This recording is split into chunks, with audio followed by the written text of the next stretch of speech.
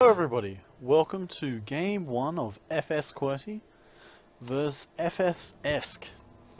This is going to be a pretty interesting game, as I believe we have a GM versus a Platinum. Now, I'm not quite sure. I've seen Esque play. I saw him play on Tuesday actually, and he may have what it takes, as he seemed to make some pretty good and solid decisions against FS Quackpork. But will he be able to follow it up this week against a GM? That is a fairly large gap in skill level and varying play. So spawning up here in the top left position, we have our blue Zerg, FS Esque. And spawning down in the bottom position, we have our orange Terran, FS Qwerty. Now, it looks like FS Esque has actually gone for a 6 pull this game, so we're going to be seeing some massive early on aggression from him, which could be pretty interesting to watch. Oops, sorry about the sound everybody. Blowing your ears out, I know. Please let me know if that is any better. But we will be continuing on now. So we've seen a 6 pull jump out here from Esque, but he has no idea where his opponent is, and on a 4-player map of this size, that can be a little bit of an issue. But hopefully he'll be able to find Qwerty, and maybe he'll be able to deny this wall off, which is pretty doubtful considering Qwerty's already rallying his SCV to finish off that wall there. So I think any sort of 6-pull aggression is actually going to be completely shut down. Yeah, definitely will be. He's already finished, put down that depot there. And I believe this barracks is going to be finished before those lings really get there, as they still, well, he knows from being able to rule out all the other positions just where his opponent is. Qwerty might, he has not gone to the tower, so you will not see these lings come. So these lings will be going unnoticed to the base of Qwerty. We have drones now in production coming out from Esque. Trying to macro up a little bit behind this ling opening. Oh no, the marine being caught outside the base. This could be pretty bad actually, because the marine is not in position to start firing on these lings, which could cause a little bit of problems. But with that SCV being able to repair the wall, and the second one now being brought in with another marine in position, he's already lost 2 lings this engagement. He doesn't need to lose any more if he's able to pull out appropriately before he takes any more damage, as he's really only lost a worker in this engagement. He is greatly behind, however, in economy, with only 12 drones to 18 SCVs. This could prove to be a little bit of an issue in the long run, but as of right now, it's probably not where he wants to be. There is one command center going down now from Qwerty after successfully holding off this 6 pull, and he got that SCV away with 5 health after successfully blocking the expansion here from Esque. So Esque is met up with more lings, able to take out that SCV. And he will proceed to take out that engineering bay. Well, I would imagine he would proceed to, but no. He is taking the tower, very good call here, and bringing lings back home to deal with this engineering bay. After taking a pretty bad opening there from Esque, I believe he's probably going to try to transition and just try to macro out a little bit now. Maybe see some Baneling aggression. Definitely would have to be expecting some Infestor play, as Infestor Baneling Ling will probably get him back into the game here, depending on the build that Qwerty decides to do. With 3 cracks now, it's going to be a pretty heavy marine opening, so we can definitely expect that Banelings and Infestors will be extremely potent against this build coming now from Qwerty. The lings here now are going to spot this marine ball moving out, and they will be able to take out several lings. Only one has gone down, which is very lucky. Gonna probably have to see this drone, if it's coming down to the 3rd, do a cancel as that base will be in some severe danger if he opts to build it, as he will only have 9 lings to attempt to defend against his push. Ling Speed has not yet begun researching yet either. This could prove to be some pretty bad times for Zerg right now. Qwerty is opting to move out now with the Marines, more likely just trying to get a little bit of information on what his Zerg buddy is doing, as he really only knows that there is a pool and a hatch, when in reality there are 2 hatches and a extractor now with 1 pool. So the Zerg has transitioned now into going for a little bit of speed. Definitely going to be able to help him out now. Was forcing a deny on that 3rd base here. These Lings might be able to get us around to these Marines, but he's definitely going to lose quite a few here. These Marines should be cleaned up now, but without Quicklings, they're going to be able to do a serious amount of damage. These Marines are able to take those Ling numbers down by about half. Pretty good going there from Qwerty. As we see him now going into 2 base play, and factory and starport coming down now. We are seeing a reactor on this factory and double engineering bay for bio. So we're probably going to be seeing some sort of medi and stim sort of play. 1-1 timing I'll be going towards. As we are seeing the Zerg still being pretty stagnant in his tech research, just trying to drone up and stabilize after the unfortunate opening that he had. He's thrown down an evolution chamber and a baneling nest now. I'd be expecting him to put probably a couple more workers into gas, taking that 2nd gas geyser, and trying to probably just populate on that 3rd base a little bit. He's opted to take the guys down his natural, which is a pretty smart choice, and he's put down a spine crawler to attempt to deny any sort of Hellion harass. With Quicklings done now, I don't think he's going to be able to get into this base. There's simply just too many units here and completely denying. And we're still seeing Qwerty go down this pretty heavy bio play.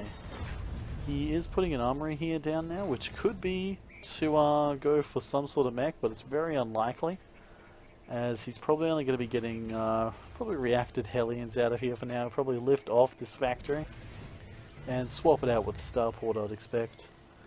The Lings have had a small poke up here from Esque, and they have seen that there is a wall and a sizable army here. Does Esque have any information on what his opponent is really doing? He does know about the barracks, and he does know about the starport and the factory. However, he does not know that there is a reactor on the starport. So that could prove to be a bit of an issue. We have Hellions just decimating these Lings right now, able to cut those numbers down considerably, which is definitely going to be helping Qwerty in the long run. We have another 2 barracks going down now by Qwerty, increasing the barracks number all the way up to 5 now, as he's swapping his factory for a tech lab, and I'll be expecting to see the starport lift up and land down on that reactor so we can start pumping out the medivacs. We have the Zerg now getting +1 melee attack. Can be expecting the armor to be lined up now, which it has been. We have the lair produced, and we're seeing spire tech now from the Zerg. Where is he building this spire? Am I blind? Ah, here it is. It's right here in his natural. But this is a massive attack coming towards the 3rd now from Qwerty. And Zerg really does not have anything to stop this. He has 15 Lings and 3 Banelings. That is definitely nowhere near enough of what he needs to stop this 3rd base from going down. So this 3rd base will fall, and we'll be seeing Qwerty more than likely just going to be seeing what is up here from his Zerg opponent. He is deciding to push up there, and I believe he will be able to get a lot of damage done. And I don't think he's going to be able to break this Zerg line though, but he has been able to kill the majority of the units here. That Spinecrawler's gone down to Cell's Queen, forcing a drone pull. These Marines have stimmed and they've killed everything that Zerg is able to throw. Looks like the game's over now. Qwerty able to take the first game fairly convincingly after an unsuccessful 6-pull. And we are back with game number 2 between FS Qwerty and FS Esque. This game will be taking place on, I believe, ESL Odyssey.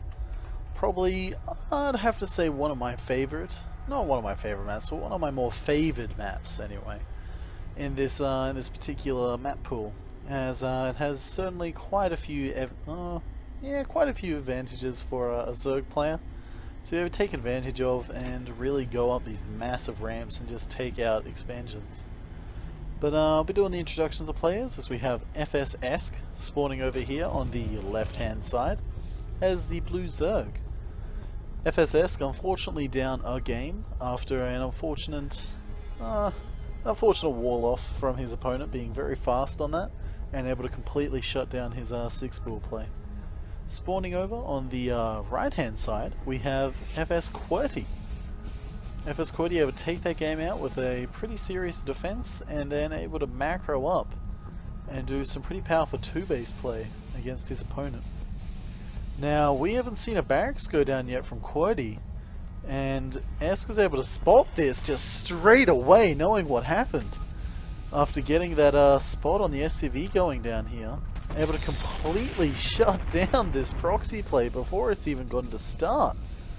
That is some very, very good play there from Esque here. Very lucky catch, and was able to completely shut that down. So Qwerty's going to be a little bit behind here now with a pretty late barracks after that being shut down before it even got to start. So Esque's got to be feeling pretty good about that, and I'll be expecting him to yep, he's definitely fast expanded, and we'll probably be seeing a pool come down at around the 15 food, 16 food area, just after he's got enough time to stabilize. So this build's going to be pretty powerful for Esque, doing 2-base pretty soon. It's fairly standard for Zerg to do this against Terran, and with Qwerty being far behind, it's going to be very unlikely that he'll be able to harass, you know, apart from some sort of delayed bunker harass, that sort of stuff on the natural. But with no current SCVs out on the field, it's very unlikely that he'll be able to get that down before Esque could be able to answer with some sort of ling play and definitely be able to scout it in time. So Esque just double checking that no more shenanigans is going on with a patrol drone sitting at the front here. We have an SCV chillaxing out the front of the base, so that's going to be pretty good there. He'll be able to do pretty much whatever he needs. We have a nice spot being thrown out by Qwerty. Could possibly be a comment from an overlord positioning or some other sort of thing. We're going to be seeing a very fast third come out now from Esque. He does not 100% know about this expansion, but he may know that it's coming. So that is pretty good.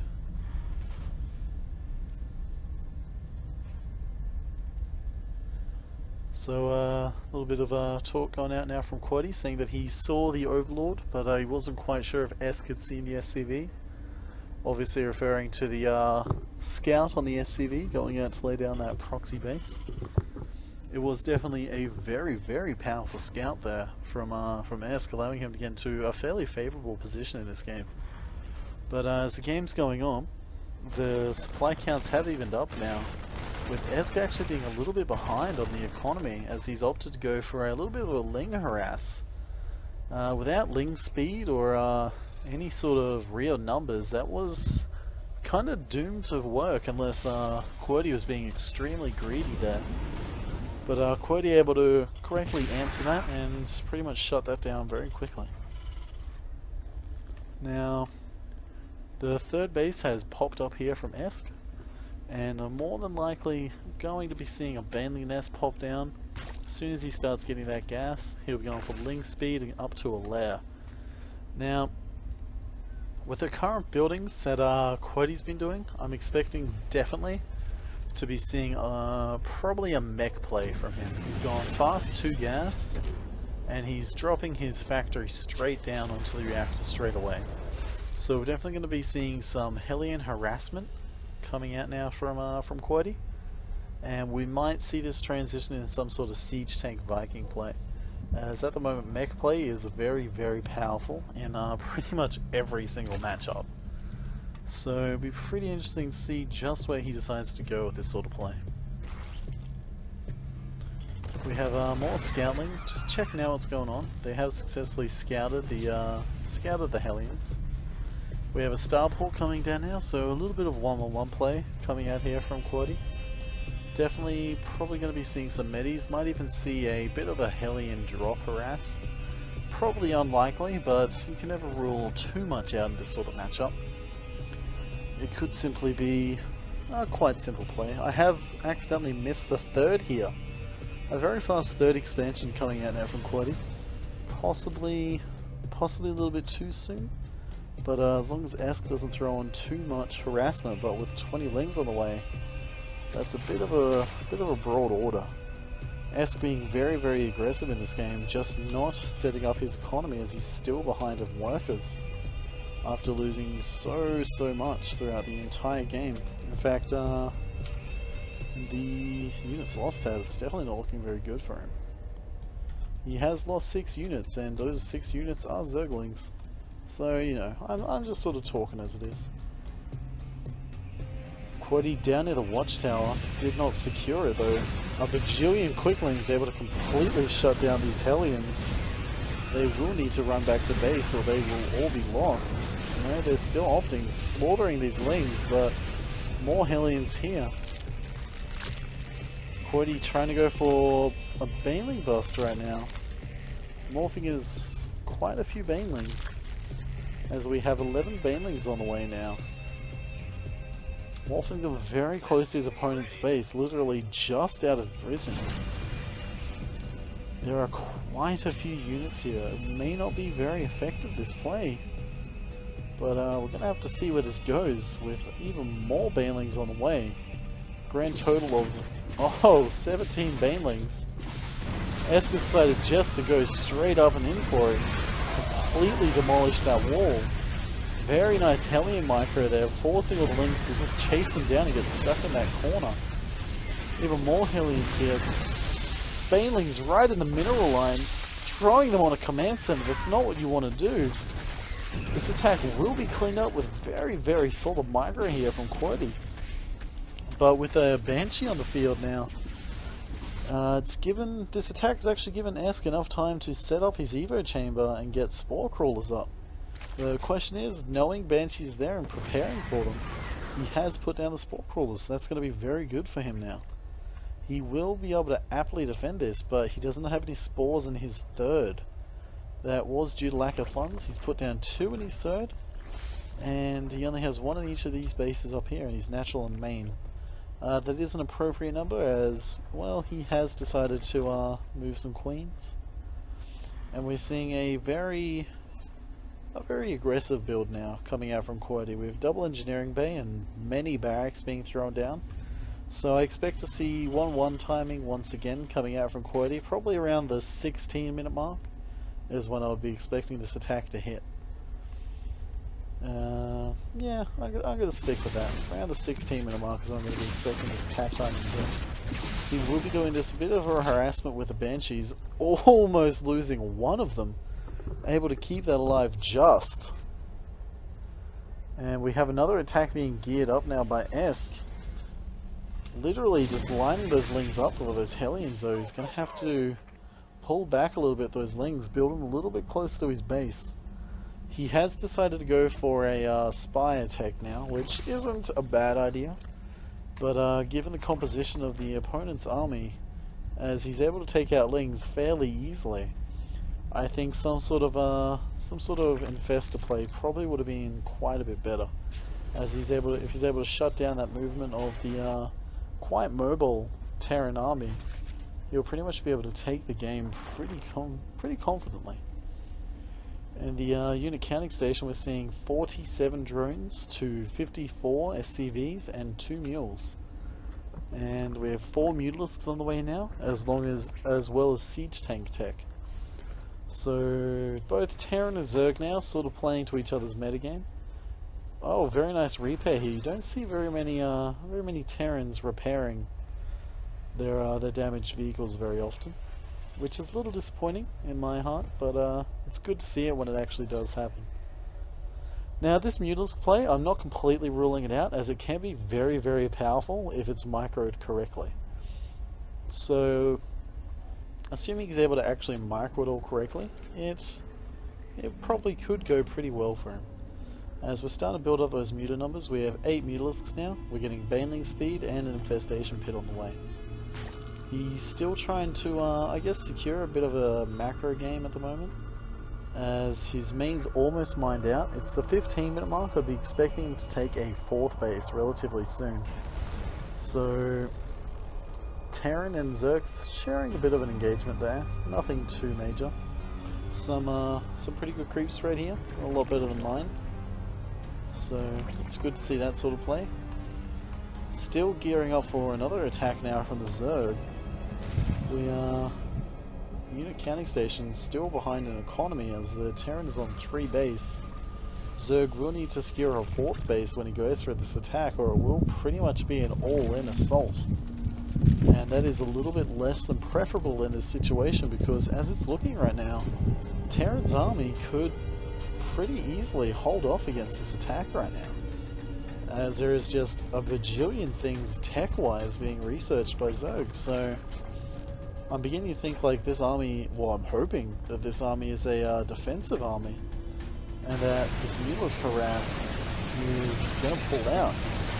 Otherwise, he will transition into Dread, losing 7 of his 8 Mutalisks, losing all 8 of his Mutalisks to 3 towers, and only getting 11 worker kills. And we have a massive attack coming down to the 3rd now. Will he be able to secure the baneling hits? Trying to get that Ling. Oh no! Baneling hits were not successful. This Terran army is now just rampaging through the 3rd. He's going to have to make more banelings.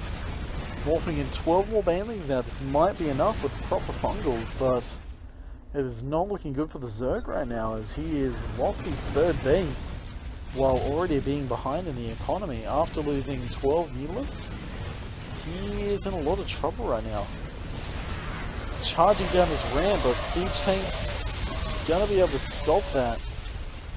He has an Infester, not enough energy for another fungal. Both queens going down here, Ling's going in. More Marines are streaming across the map. This is not good now. Esque not looking so comfortable in this position right now. He's going to need more Lings, he's getting more Infestors, but I don't know if it's going to be enough. He's getting some pretty good baneling hits off, that's what he needs. The Lings are on their way, will they get there in time? No, he's throwing down the GG. That means Qwerty has been able to take the series 2-0. So, pretty exciting series. Fairly aggressive series, as to be expected in the ZVT matchup, and I think both players playing fairly well, so pretty good series to watch, and